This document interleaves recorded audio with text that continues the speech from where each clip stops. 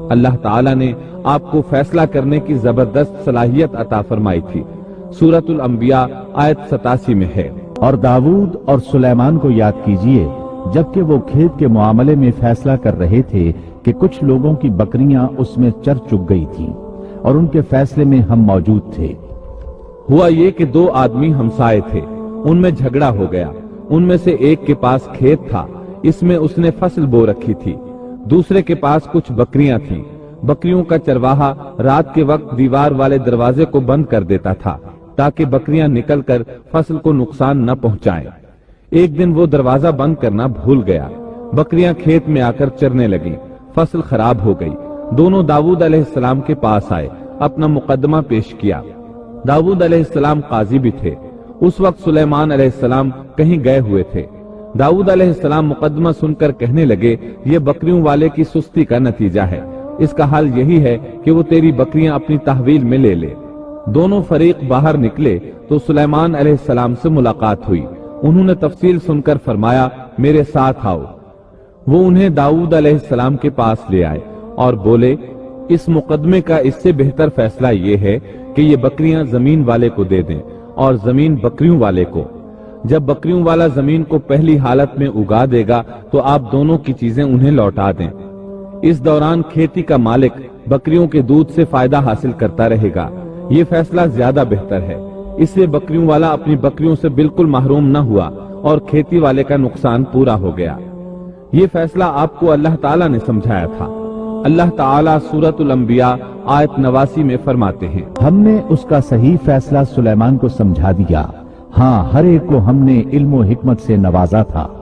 بخاری اور مسلم میں ایک حدیث ہے، اس میں اسی قسم کا ایک واقعہ بیان ہوا ہے کہ دو عورتیں اپنا مقدمہ داؤد علیہ السلام کے پاس لائیں۔ دونوں کو اللہ نے ایک ایک بچہ دے رکھا تھا۔ ایک بھیڑیے نے حملہ کر کے بڑی عمر والی کا بچہ چیر پھاڑ ڈالا۔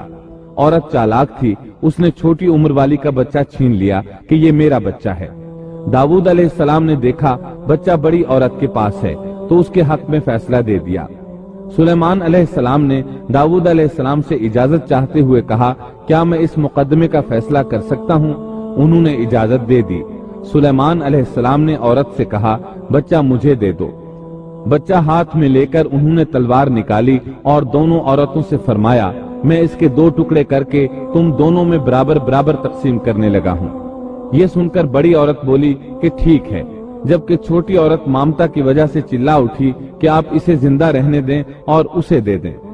یہ سنتے ہی سلیمان علیہ السلام بول اٹھے، تو ہی اس کی ماں ہے، جس سے اپنے بچے کے ٹکڑے دیکھنا برداشت نہ ہو سکا، پھر بچہ اسے دے دیا۔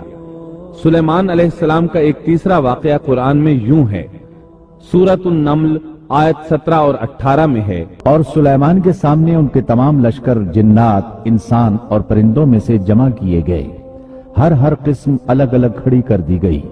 جب وہ چیونٹیوں کے میدان میں پہنچے تو ایک چیونٹی نے کہا، اے چیونٹیوں، اپنے اپنے گھروں میں گھس جاؤ، ایسا نہ ہو کہ بے خبری میں سلیمان اور ان کا لشکر تمہیں رونق ڈالے۔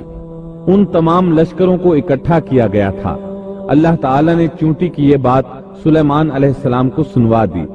سورہ نمل آیت 19 میں ہے، اس کی اس بات پر سلیمان مسکرا کر ہنس پڑے اور دعا کرنے لگے کہ اے پروردگار، تو مجھے توفیق دے کہ میں تیری ان نعمتوں کا شکر بجا لاؤں جو تو نے مجھ پر انعام کی ہیں، اور میں ایسے نیک اعمال کرتا رہوں جن سے تو خوش رہے، اور مجھے اپنی رحمت سے نیک بندوں میں شامل فرما۔